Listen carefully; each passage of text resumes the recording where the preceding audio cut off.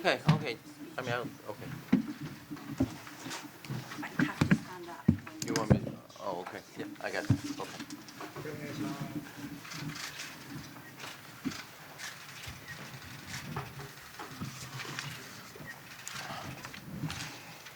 You guys look like a Senate confirmation process.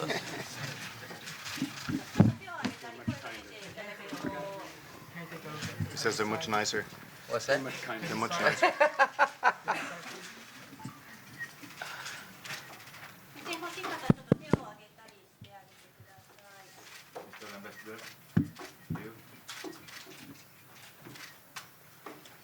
Okay. この辺りでよろしいでしょうか。 A lot of familiar faces here. That good or bad? Ask them. ではまたデビュー。 They told me to do that, to bang the hammer. Well, thank you for coming this morning in such large numbers. I'll just briefly read out the notice, and then we'll get straight into the press conference. U.S. Ambassador Rahm Emanuel is now about 2 years into his post here in Tokyo. His predecessor, Bill Hegarty, left abruptly in July 2019. He's laughing. Mr. Emanuel arrived in Tokyo with a reputation as a bit of a political street fighter. His popular nickname is Rambo, or my favorite is the Ram Father. Did you know about that one?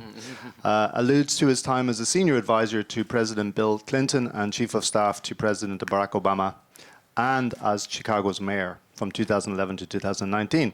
He has won praise in the Japanese media since for his smooth and open approach as ambassador and his willingness to leave the embassy compound to get a feel for life in Tokyo. Unlike his predecessors, Caroline Kennedy and John Roos, he also seems happy to dive into potentially contentious political issues. He made headlines last year when he went to the Tokyo Rainbow Pride Parade and indicated support for legal same-sex marriage. And he has become well known for snarky tweets about China. I say snarky because that's what Reuters call them. He wants to share today his perspective on Japan's transformation into a full-spectrum power in national security, the economy, and cultural influence. He will discuss Japan's achievements in terms of US-Japan's ties, Indo-Pacific leadership, and global engagement. I'll step out of the way. Just to remind you, if you haven't, can you switch off your keitais, your mobile phones? We don't want to get interrupted. Thank you. お願いします。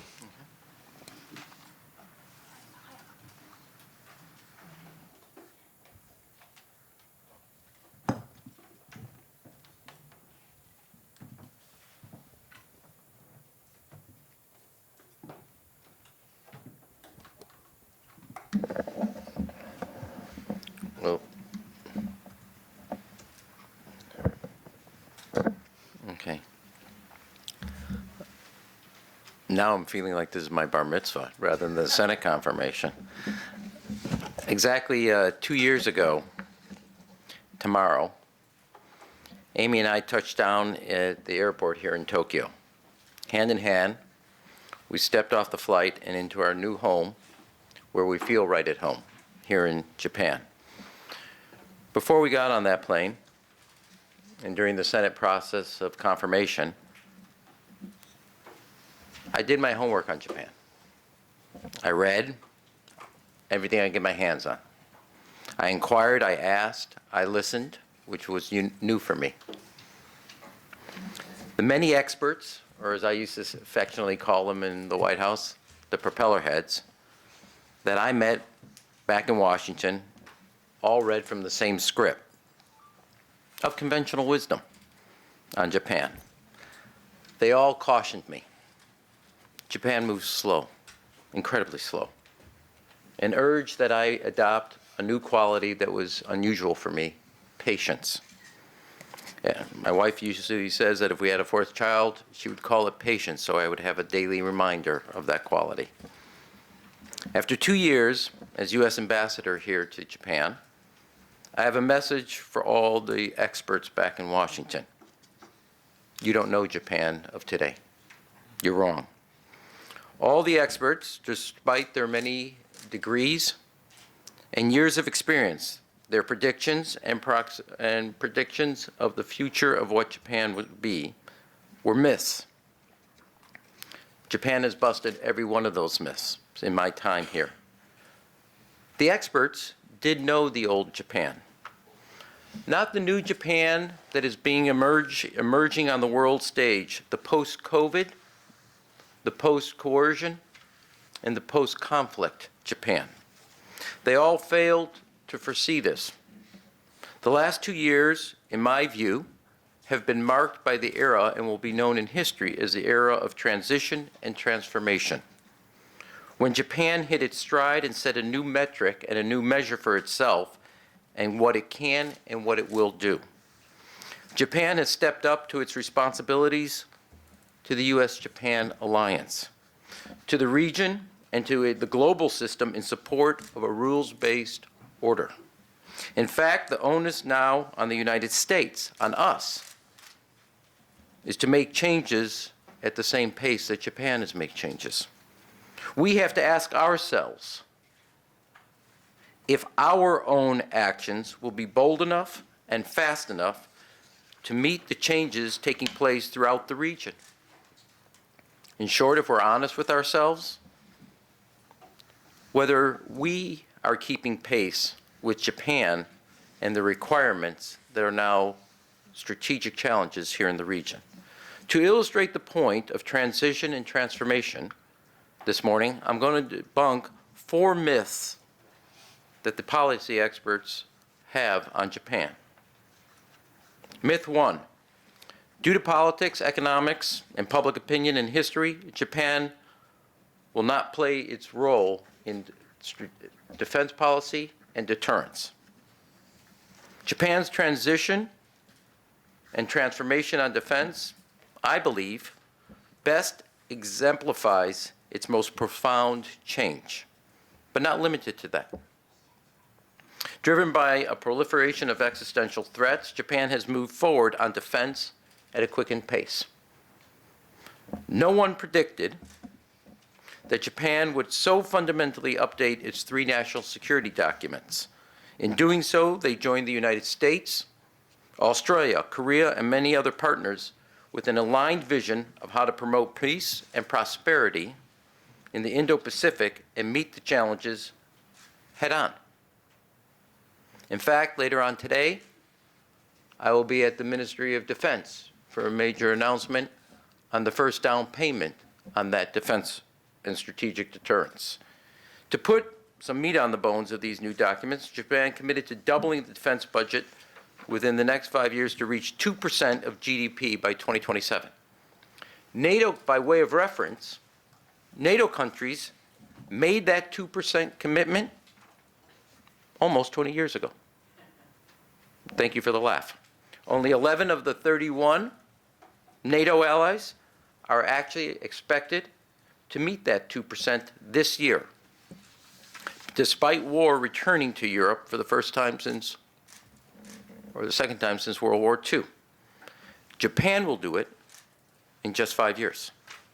In fact, Japan, at the end of those 5 years, will have the 3rd largest defense budget in the world after the United States and China. Japan also made 3 historic decisions on its defense capabilities. First, Japan will acquire a counterstrike capability of 400 Tomahawks starting in 2025, which will be the part of today's announcement by the defense minister and myself. A year ahead of schedule. They front-loaded the funding rather than space it out over the series of years to demonstrate their commitment to its procurement and to their deterrence. Second, for the first time in the post-war era, Japan provided military equipment to a nation in conflict by delivering non-lethal military assistance to Ukraine, a world away.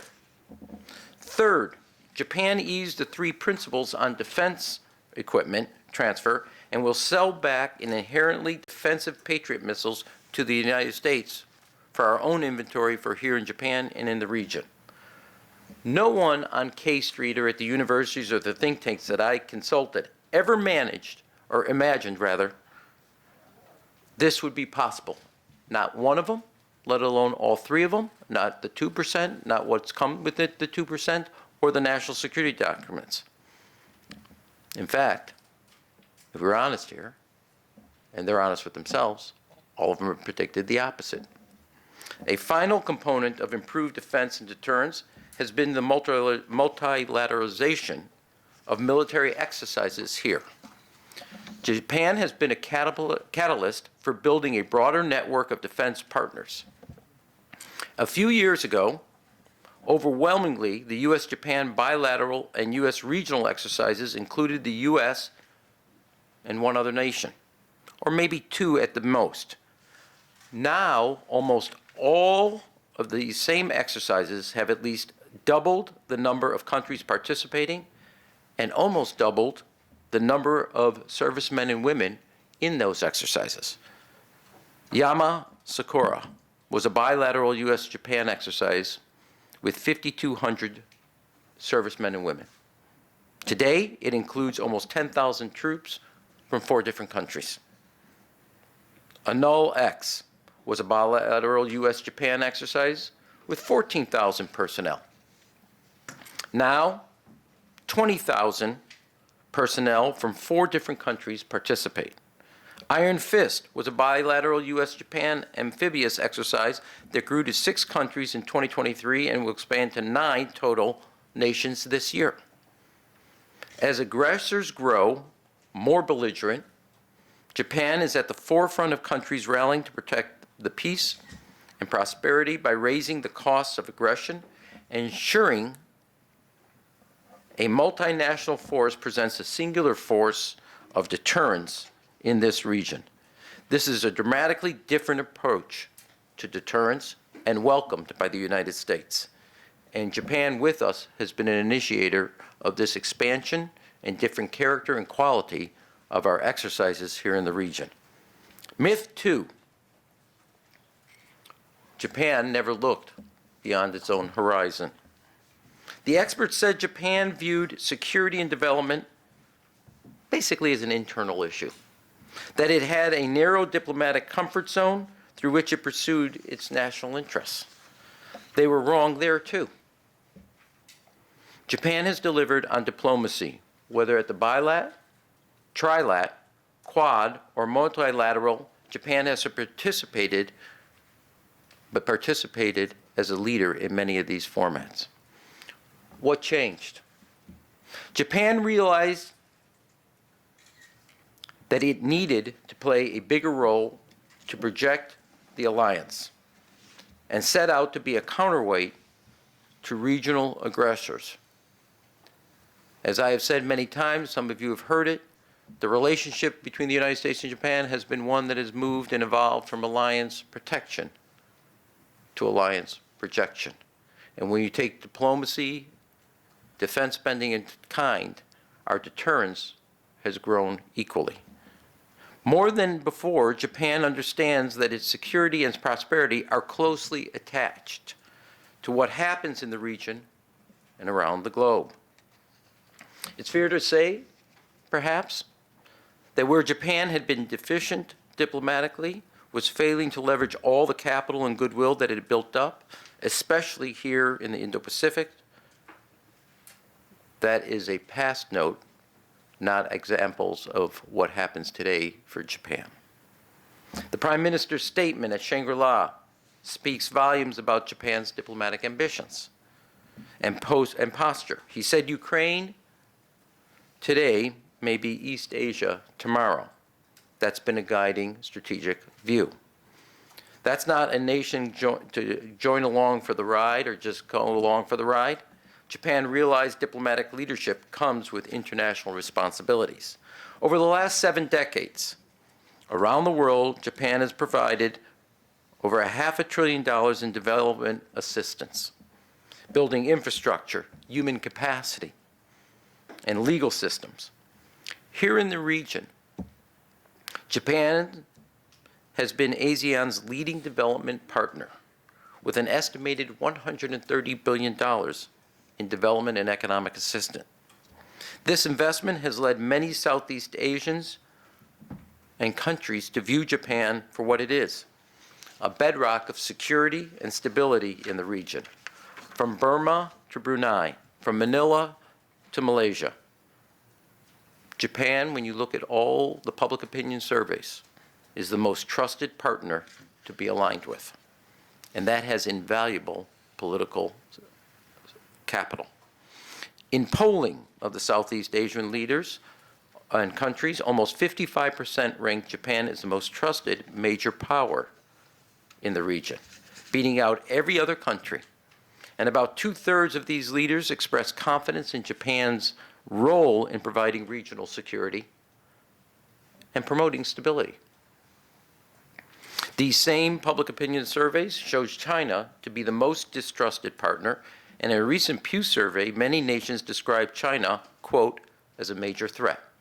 Not exactly what I would describe as goodwill capital. Why the difference? It's pretty simple in my view. PRC aid only aids the Chinese Communist Party, while Japan's aid benefits the intended beneficiaries. While China offers Belt and Roads, they only leave debt and dependence. Basic strategy of the Belt and Roads is a one-way street that benefits Beijing and Beijing alone. Aid recipients lose any economic benefit of the project and even the financed asset when it all is said and done. And there are many examples around the globe of that type of debt and dependency. Japan's high standing in the region is a result of years of investments and economic assistance in relationships, partnerships, and development. And what is transformational about these investments is how they are enabling a more activist Japan diplomatically. Now Japan is leveraging its relationships for diplomatic wins, most notably on Ukraine. Japan's diplomacy in support of Ukraine flipped the script on decades-old foreign policy. When Russia invaded, rather than wait to follow others, Japan seized the leadership moment. Foreign Minister Hayashi attended the NATO Foreign Ministers meeting. Prime Minister Kishida became the first Japanese Prime Minister to attend the NATO leaders meeting, joining in Madrid and Vilnius, Lithuania. And Japan not only matched the international community step for step on sanctions, it led in many cases. It was the first nation to commit LNG to Europe for their energy security at the beginning stages of the war. In Southeast Asia, Japan lobbied ASEAN members to great effect. 8 out of 10 of the nations signed on to the UN resolution in March of 2022 against Russia's illegal and illegitimate invasion of Ukraine. And several, including Cambodia, co-sponsored the resolution. As G7 leaders, Japan built consensus among members on the full range of issues, including Ukraine.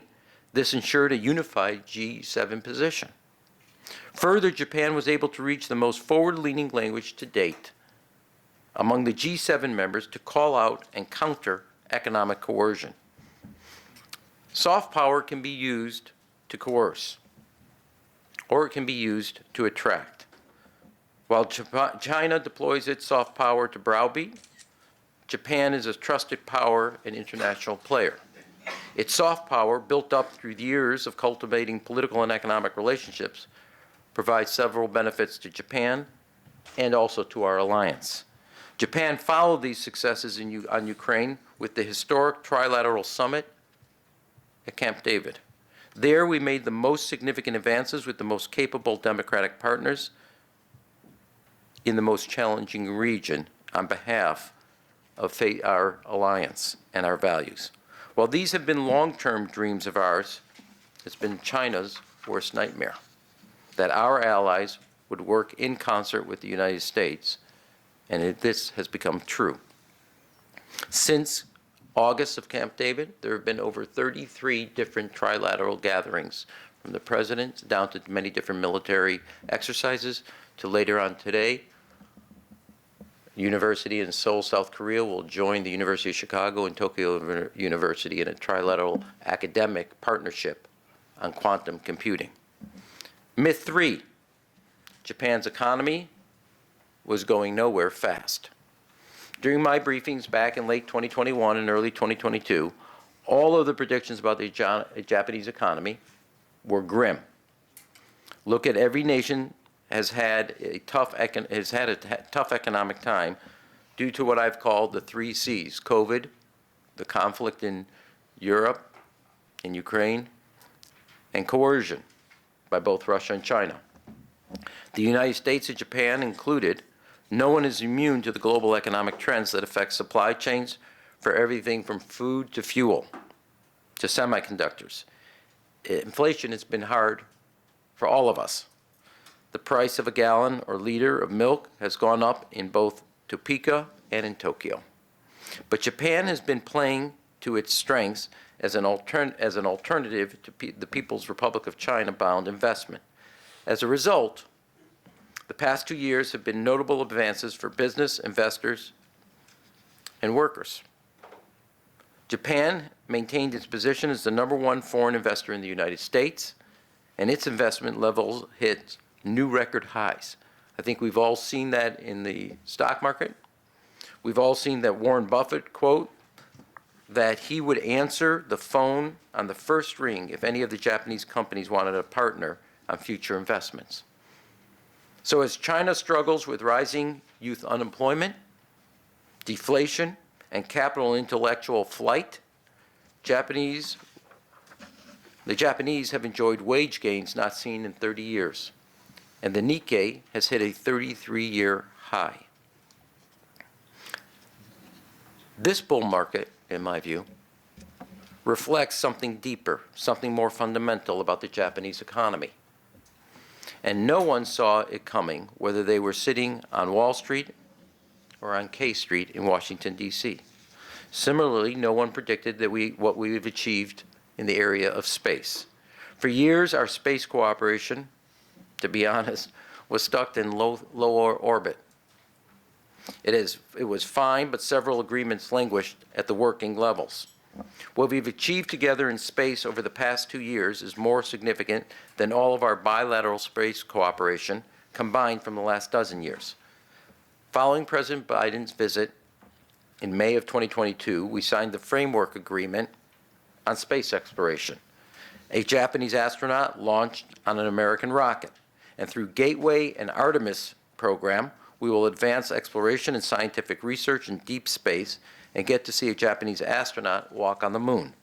Japan was the first partner to sign on to the International Space Station through 2030. Together, we are pushing the limits of humanity's exploration and knowledge. Finally, we are redefining what's possible through a breakthrough of academic partnerships. As you know about the one that we just mentioned, there's going to be another one coming up, and then we also have done one on semiconductor work. These 3 strategic academic partnerships bring together the brightest minds of our nations with our top industry leaders. Together, they will develop new technologies, train the innovators of the future. The United States and Japan will lead and not follow the next technological revolutions, whether in AI, quantum computing, or life sciences. Myth 4. Japan has lost its pop in pop culture. Over the past 15 years, South Korea upped its soft power game through pop culture, breaking out of its domestic market to achieve international success in music, TV dramas, or film.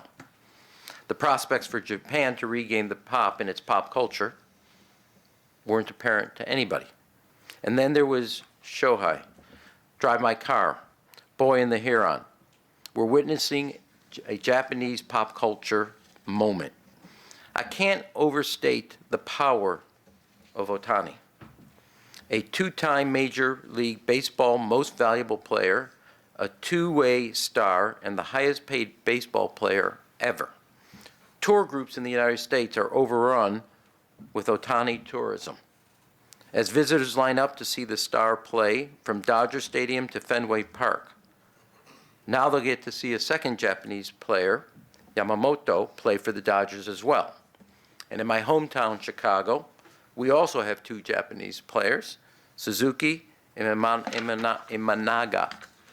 I know of 7 separate Major League Baseball managers that were all here in the spring, recruiting. Japanese sports moment is about more than just baseball, though.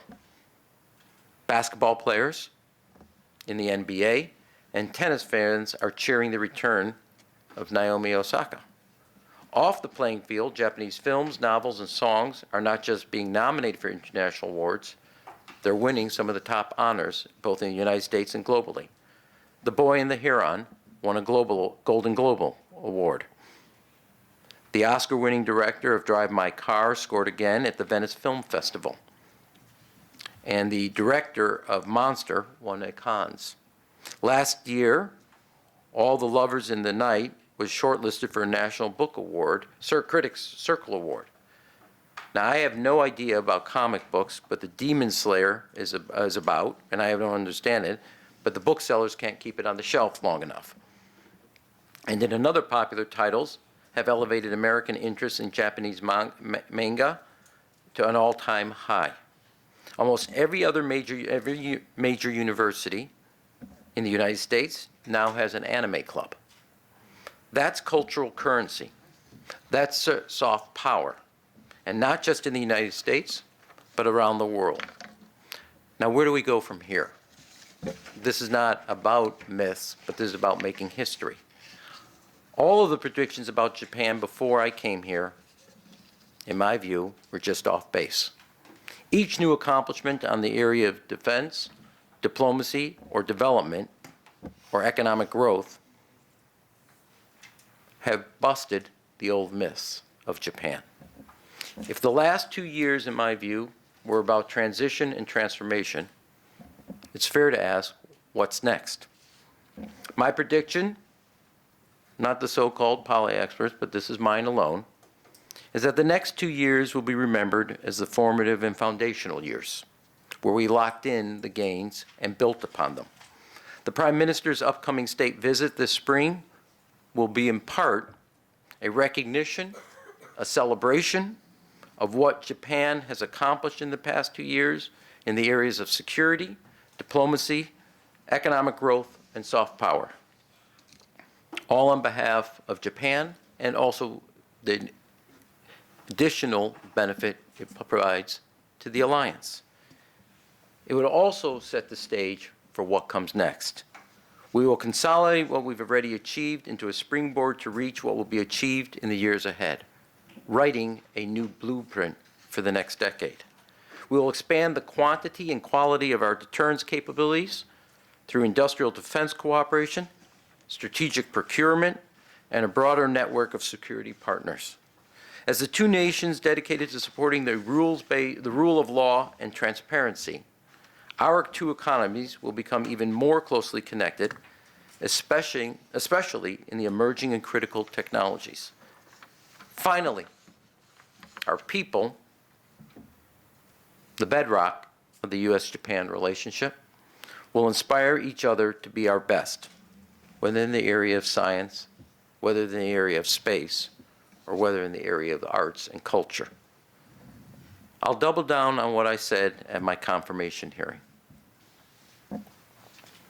What the United States and Japan do together in the next 3 years will determine the future of the alliance and the region for the next 30 years. Now, to be true, when I said that in the Senate, I thought I was doing a soundbite or trying to be pithy. I didn't think of it as prescient. But I think anybody that looks back over the last 2 years sees a Japan that has emerged in a different way and a different capability. And I think all of us require an updating of our assumptions, presumptions to the new Japan that's emerging, that is an invaluable ally to the alliance. Thank you.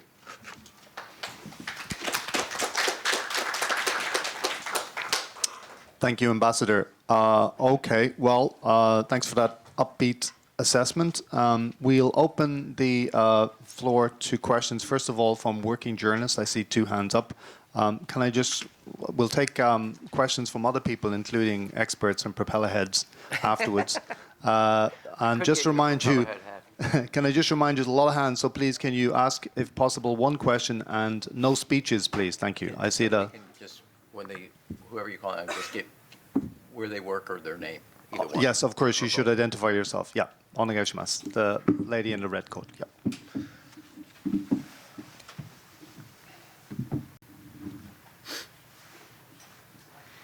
Hi, I'm Alice French from Nikkei Asia. Thank you, Ambassador, for a very interesting speech today.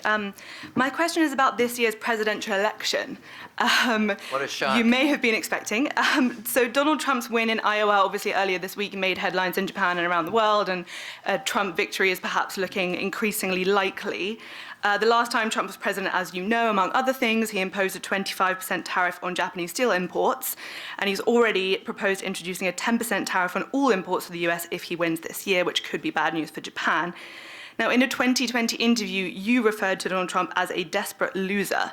What do you think a potential Trump victory this November would mean for the US-Japan relationship? Would the formative and foundational few years that you just mentioned be possible under a Trump victory?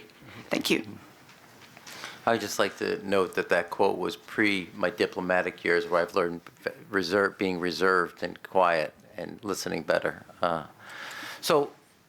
Look, I just came back from, let me say two things. One is a kind of a clearing, which is obviously once you assume the title and the honor of being an ambassador representing the United States, you don't either have a political or partisan position. So let's just accept it, and that's going to be the position. I have political thoughts, but they're in a bubble above my head that I can't express.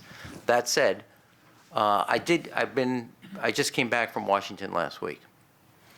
There's 2 or 3 countries, 4, that garner huge bipartisan feelings and position, and Japan is one of them.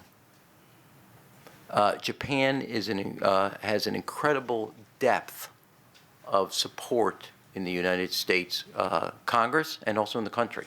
One, when I came here 2 years ago, I'm trying to remember exactly, I think it was a Pew poll, so I don't want to be quoted on the source, but there were 4 countries rated above 80% in the United States public: Canada, Great Britain, France, and Japan. Now, I want to also be 100% absolutely honest with you. When I started my career in national politics, 1992, working for Bill Clinton, I was responsible for drafting and writing ads in the campaign. We did, in the Midwest, we ran ads on Japan. You couldn't do that today in the United States. Couldn't do it. In the Congress, just by way of example, beyond the fact the president's been here numerous times, the vice president's been here, the 2 different speakers from both parties. Speaker McCarthy's been here, Speaker Pelosi. We've had over 100 members of the United States Congress here. Our average has been, now I think we're at 21 governors in my tenure, where the average used to be 2 a year. These are ways of expressing to you, and they're just data points of expressing how deep the support is in both parties, not just in Washington, but state capitals across the country for Japan. Obviously, having worked for now 3 presidents, 2 in the White House here representing the United States and being appointed by President Biden, I would say to you, obviously the executive branch has a lot of control of foreign policy and security, but as you're witnessing right now in Congress, the Congress also plays a significant role in national security and foreign policy. And if you just follow the travel of members of Congress, committee chairmen, both parties, both branches, governors, mayors, Japan has a presence in America that has support that runs deeper than Washington or institutions. It runs to the people, and I don't think the travel that I have seen, I think rather the travel I have seen is an indication of how deep that bipartisan support is. So I don't underestimate the influence and the power of a president or the appointees, but I also can tell you the depth of support of Japan will run past any individual tenure. And that's not to say predict what that future would be. Thank you. I see the lady in the front and then the gentleman beside her, and then the lady over there, and this gentleman. You didn't ask, though, which are the other 3 countries on bipartisanship, but I'll leave that for another time. Hi, my name is Shoko Oda, and I'm with Bloomberg News. Thanks so much for your speech today. Kind of related to the election, I'd like to ask one question about the ongoing deal between Nippon Steel and U.S. Steel. Several U.S. politicians have spoken against the deal, citing national security concerns and also to protect American jobs. Obviously, with the presidential election in the backdrop, does that put the deal at risk? And if it does fail, because you talked so much about like the Japan and U.S. alliance, what kind of message does that send geopolitically to places like China? Thank you. So I would like to say, as much as you have restrictions on talking about politics as an ambassador, you also have restrictions on anything that's going through a regulatory process. So as you know, it's going through, the transaction is going through a regulatory process, as does, you can see, JetBlue and Spirit going through a regulatory process. So I'm limited in what I can say.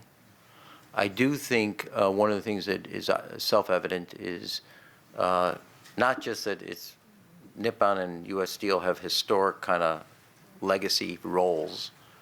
Steel plays an essential, as a product, plays an essential role in our national security, as it does for Japan, or the steel sector, not U.S. Steel.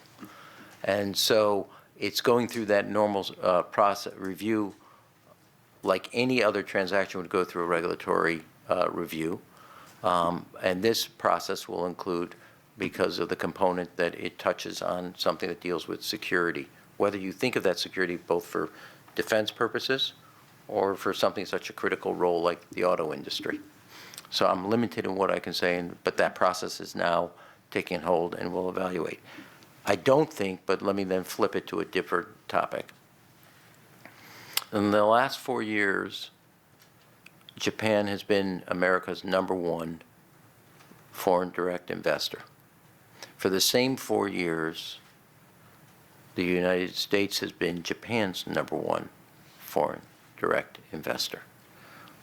Last count, and I don't want to be held to this as an absolute, but I think Japan-based companies' employment in the United States is at or right at touching 1 million Americans. I can tell you that when the state visit comes, there'll be other investments in commercial, what I call commercial statecraft, will be examples of the trust, not just the United States has in Japan and Japan has in the United States, but the capital is today across the globe moving to what I call away from cost and efficiency to stability and sustainability. And there's a trust factor that Japan companies and CEOs have in the United States, its market, its rules, its laws, and the equitable enforcement of those, in the same way that United States-based companies have in Japan.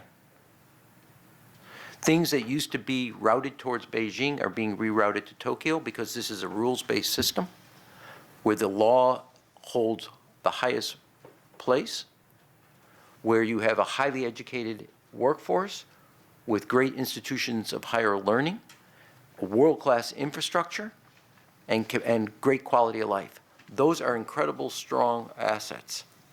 And so away from, I understand that deal, but I want to kind of get to a larger plane because I believe that the investments the last 4 years are not going to come, are going to continue on. And based on my meetings as recently as yesterday and last night, many, many CEOs in the United States across the spectrum of industries see Japan as a great place to make an investment and a great place to make a return on that investment. In the same way that I would say Japanese businesses see in the United States, and they see a future as a great place to make an investment, a great market to make an investment, and a great place to get a return on that investment. Thank you. The gentleman there, and then we'll take an online question. You got a couple people here. You got to work the left side of your brain. I am looking at you. I am looking at you. Yeah, I'll keep an eye on it. Don't worry. I was speaking up for you there. Okay. Yeah. Go ahead.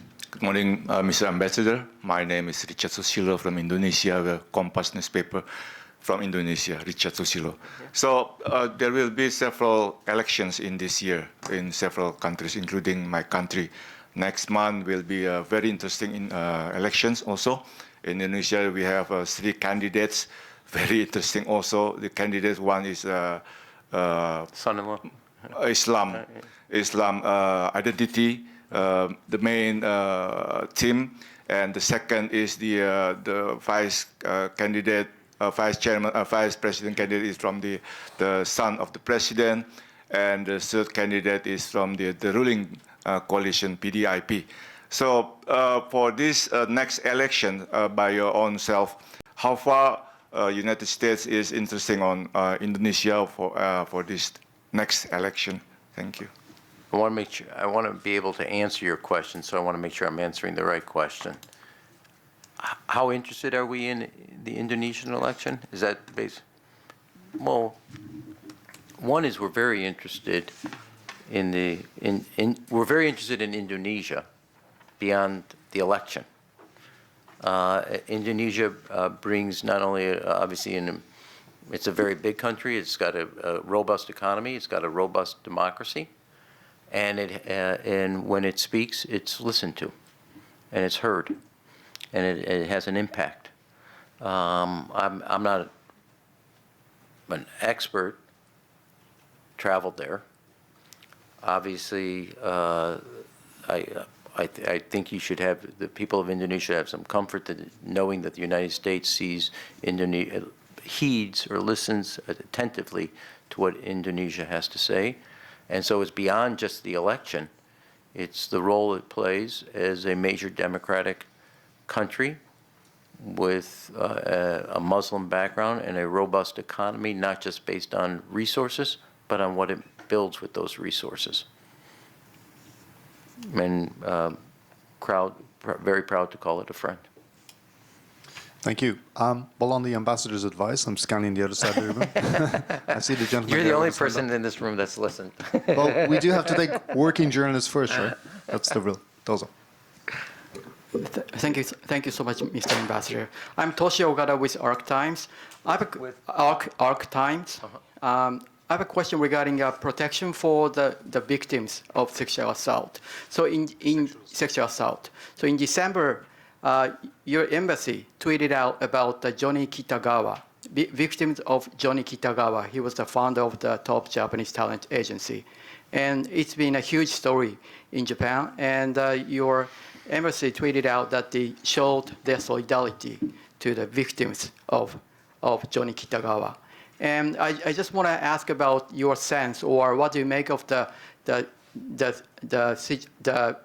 sexual assault by Johnny Kitagawa lasted more than decades in comparison with Harvey Weinstein or Jeffrey Epstein. Epstein. And just quickly, what do you think Japan should do to protect those victims? In your speech, you mentioned that Japan is now moving faster than the United States. But when it comes to the protection for those victims of sexual assault, Japanese government has been very slow to act, and they are kind of reluctant to investigate on the matter. I got the question. I don't want to cut you off, but I think I got the question. Yes. Thank you. Thank you. Well, there's like a lot that I want to say on this, because you're asking me a day that also there's a milestone. Japan Airlines today announced a woman who started as a flight attendant is going to be the president of the operation. And this is true for the United States. We also, while we not said we went through, we're going through a Me Too moment or an issue of sexual harassment. You have 4 women on the Supreme Court in the United States. So you have days of progress and days of reminder why you need to make progress. And the reason I can speak to why I call that out, I can't tell Japan what to do. That's not my role. But I don't think anybody, should ever give a safe quarter to sexual harassment.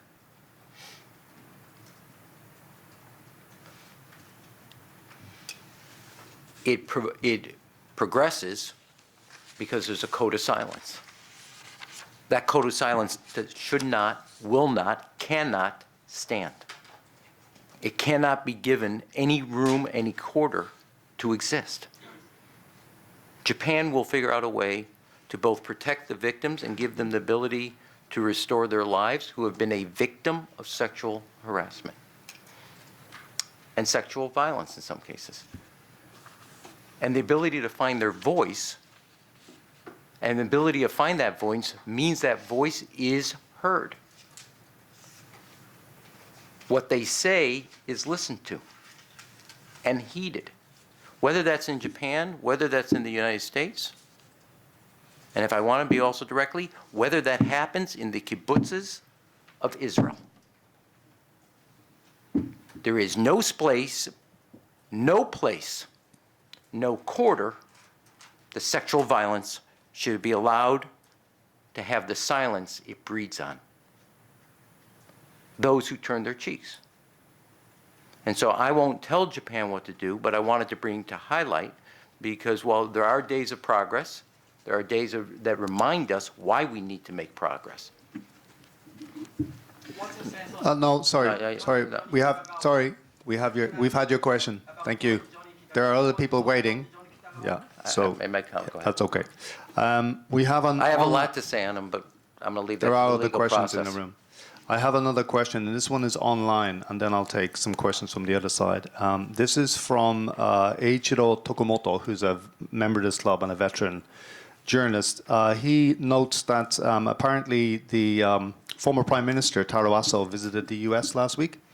And the media here is reporting that he tried to arrange a meeting with your favorite politician, Donald Trump. His question, Okamoto-san's question is, did you and the US Embassy in Tokyo help Aso arrange the meeting with Trump? Local media said that only Japanese politicians, Trumper members are Aso. The only Japanese politicians Trumper members are Aso and former Prime Minister Shinzo Abe. Apparently, the Kishida administration believes that Trump is highly likely to win the Republican Party primary for the U.S. presidency this fall. That's the background. The short answer and the direct answer is no, I did not. My time is spent working on and arranging for the state visit by the Prime Minister. Okay, thank you. The lady over there, she's been waiting a long time. Are you a journalist? Okay. And journalist? Journalist? Okay. Not journalist. Hi, thanks for your speech today. I'm Katie Forster from AFP News Agency. So I'm sure you've been following the Taiwanese elections, and I wanted to ask, to what extent would the US and Japan defend Taiwan in the case of a surprise attack? And Japan is in the process of upgrading its defense budget, but do you see it as adequately prepared for such a possibility? Thank you.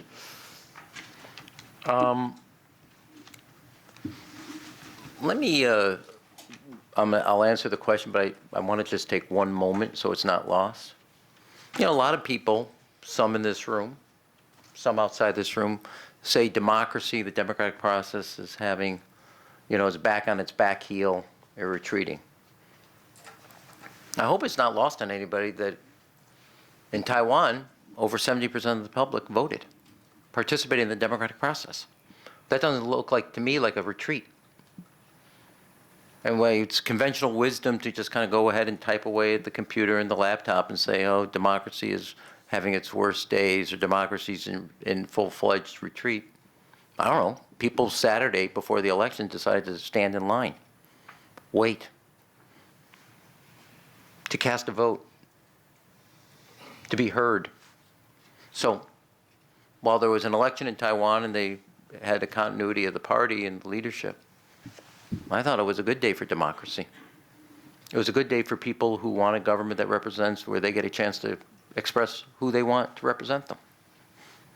So for all those that want to be, in the name of criticism, be cynical, democracy had a good day in Taiwan. That's number one. And shouldn't be lost on anybody. To your question about Indonesia, to questions to me about the United States elections, the people of Taiwan stood up for democracy, stood up for the ability to be heard as citizens in the type of government that they'll have. So that's number one. Number two, look, we have a long-standing policy in the United States, one China policy. It's been reiterated by different administrations of both parties. Is there in 3 communiques, the 6 assurances, and the Taiwan Relations Act. And one of the things I've learned in the last 2 years is not to less said about Taiwan, the better. So I'm going to stick to that policy. But I do think, in general, the approach of the United States in partnership with Japan is one of ensuring deterrence, deterrence that has credibility, to make sure that there's, as the President has said and other presidents have said, there's no change here in the region by military force. And then we think that has value. Okay? Thank you. This gentleman in the front, I believe, and then the. Did you still have your hand up? Yeah. And then let's go to the back. We're running out of time, so can you make your questions really succinct?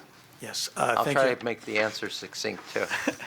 Thank you, Mr. Ambassador. Thank you for being here. So I just have 2 brief questions, one of which is, what do you Sorry, make... can you tell us who you are? Oh, yes, Gabriel Dominguez, Japan Times. One question is, what do you make of criticism that you might be perhaps stepping out of line with some of the comments or tweets you've made on China? And the other one is regarding the U.S. election, whether or not you plan to perhaps over the coming days, weeks, or months join the Biden campaign. All right. I'll try to be quick since we're running out of time. One, I'm very much enjoying my time here in Japan, representing the United States, and I continue to expect to do that. 2, a lot of, let me just point out a couple things about commenting.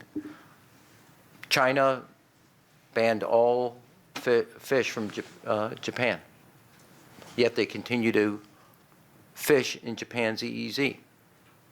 I'm sorry. I'm going to call out hypocrisy. I'm going to call out economic coercion. And I'll also note on that point, you've had 2 kind of challenges. One was the water coming from the area going into the ocean. It's been scientifically tested, scientifically monitored, and continue to be monitored in a fully transparent international process. We just today, the Wall Street Journal reported that 2 weeks before China told the world about COVID, they knew COVID was happening, and they stayed silent. They banned travel within China, yet allowed it to continue internationally.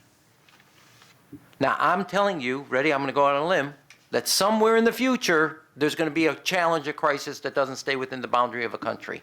Do you want that country to follow the protocols of Japan, internationally recognized, scientifically based, fully transparent, or should everybody adopt the Wuhan China policy and protocols?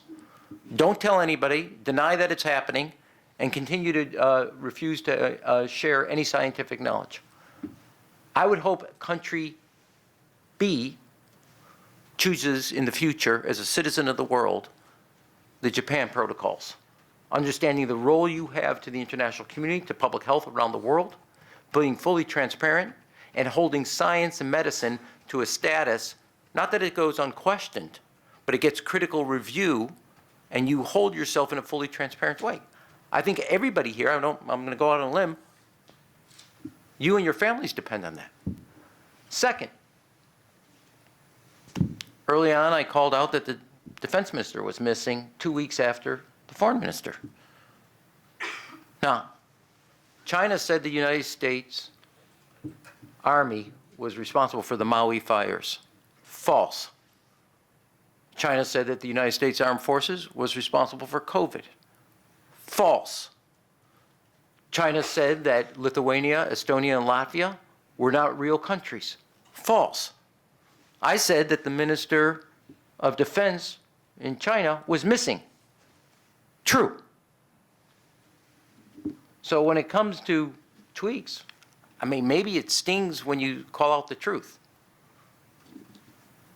Let me ask you this question. China said, here's the new youth unemployment number. Raise your hand if you're going to make an investment based on that data.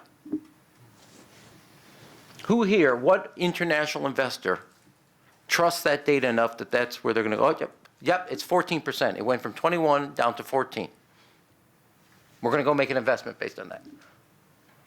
I'm sorry, if you're going to be a superpower, which China is, and a dynamic economy, which China is, or a dynamic country that has a lot to offer culturally to the world, you have some responsibility to not only transparency, but honesty. And on multiple times, it has failed at that.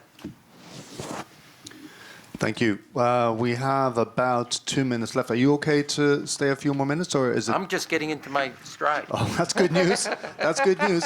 I could stay a little Gentleman at the longer. front, and then the two gentlemen. Why don't we try to go to 2 to 3 questions more? All right. Okay? Sounds good.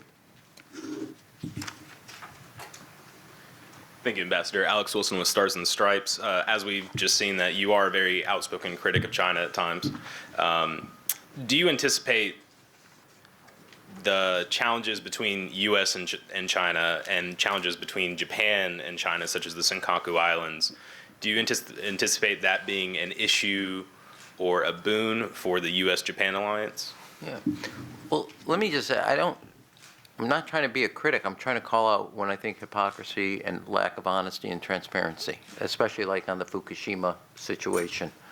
So look, I mean, one is I think on its own, regardless of China, one of the reasons I wanted to be on the anniversary, I think a lot of us get into a rut and use old categories, describe things, and don't actually update some presumptions and assumptions. And the reason I try to talk about the 4 myths today is because I do think in front of us, and sometimes it's hard to see when you have old categories and old assumptions, there is a new Japan emerging, a more confident Japan. Our alliance is emerging because of that, from protection to an alliance based on the principle of projection. We are lucky to have Japan not only as an alliance, but as an ally. And also, I want to say, as I repeatedly said, as a friend. When the horrible incident happened with the Osprey going down, and we lost 8 Americans, innocent Americans, the first people on the scene were not the U.S. Armed Forces or the Japanese Armed Forces, although they immediately, quickly came. It was Japanese fishermen in the area searching. That's not an alliance. It's something even deeper. It's friendship. And so, yes, you have certain things because it's in contrast. Or we do have a different set of values and principles and interests than China.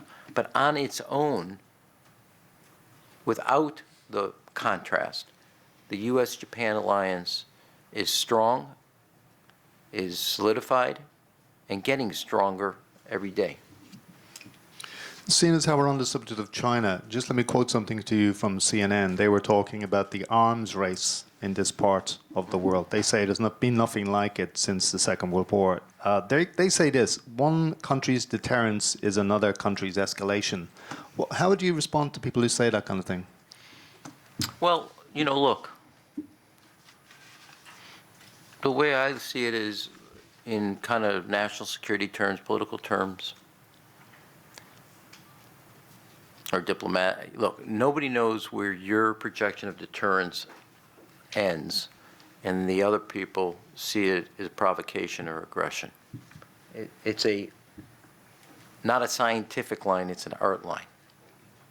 And I can't say from many, many different meetings I've had, whether it's in the Oval Office or in the Situation Room, trying to understand what you're communicating by X step or Y step, and understanding from the person you're trying to communicate that with, without, if it's deterrence, how it's perceived as your deterrence rather than your, aggression or provocation. And I'm only 2 years into the diplomatic world, been around national security issues. I can't tell you where where one ends and the other one begins. I can say when you have an illegitimate, illegal war like Russia into Ukraine, that's not deterrence.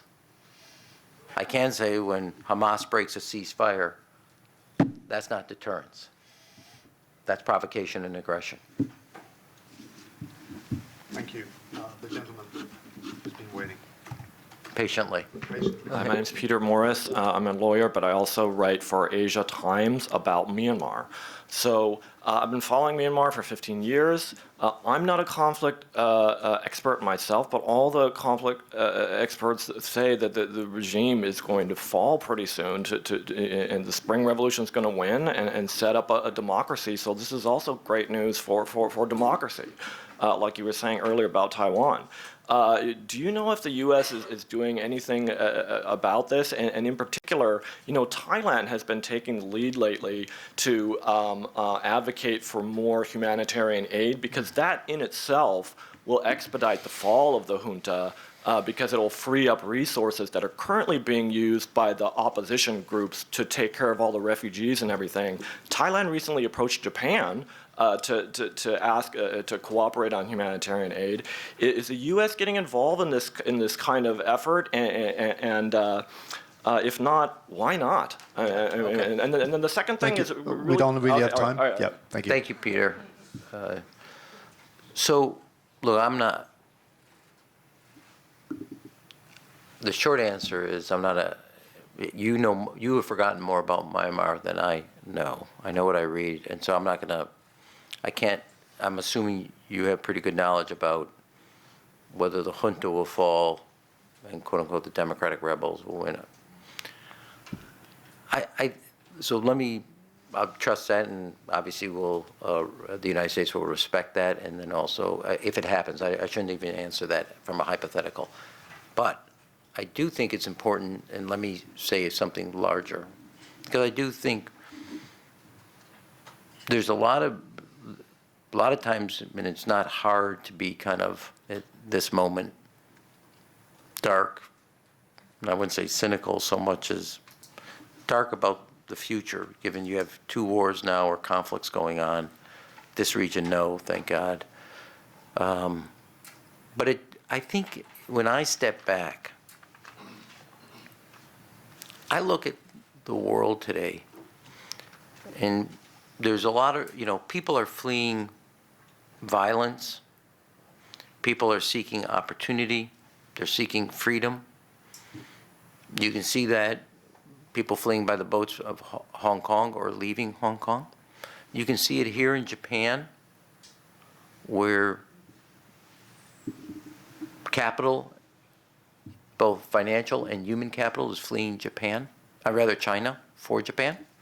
In the United States, we saw on the border, the #1 population is Venezuelans, then Ecuadorians, then Haitians, then Chinese. And the trip from China to Central America and the journey up, it's not an easy, it's not cheap and it's not easy. That tells you, and you can see that kids from St. Petersburg and from Moscow. People are fleeing coercion, aggression, and oppression. They're seeking freedom, both political and economic. They will walk, they will travel, they will leave where they know and family for that. So I can't speak to that case, but I can speak to why it's a piece in a larger mosaic and puzzle that we all who have gotten used to our own freedom sometimes get blinded to what we have and what people will do to sacrifice for their own sense of freedom. And we should not forget this. Freedom is seductive. It has its own gravitational pull. And people will sacrifice, people will suffer to taste the fruits of it. Thank you. Will you take one more? Is that okay? Well, it depends on the quality of the question. Depends on the quality. That's a lot of pressure. Dozo. Has to be a good one now. Well, John Getty from Reuters. I just wanted to also ask a question about Taiwan while we're on the subject. I mean, yesterday, Taiwan said it detected 18 Chinese Air Force planes around the island, the first large-scale military activity since the election. Do you expect to see more of this kind of activity in the lead-up to the inauguration? And what is your assessment on the impact that these elections could have on the security environment in this region? Yeah. Thank you. One is, I think, the last person to ask what China would do as it relates to that is me. So, look, I think I've said you get a redo on a question. There's nothing more for me to add. You have, and I'm not privy to, obviously the president sent a bipartisan delegation to Taiwan, and I think they're more current on how to view that perspective. I do think, as I said before, we have a one China policy. Our policy has been consistent through Democratic, Republican administrations, consistent through the Taiwan Relations Act, and that's how to view it. I kind of take a different, slightly as an ambassador here, 70%, greater than 70% of the people of Taiwan voted, and I think that says something. That has a message in and of itself. Okay?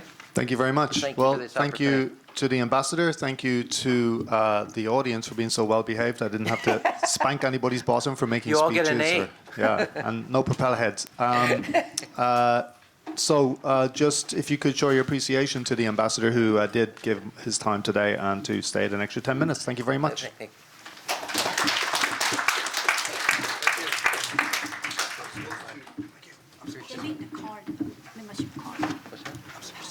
Oh, come back. Yeah, thanks.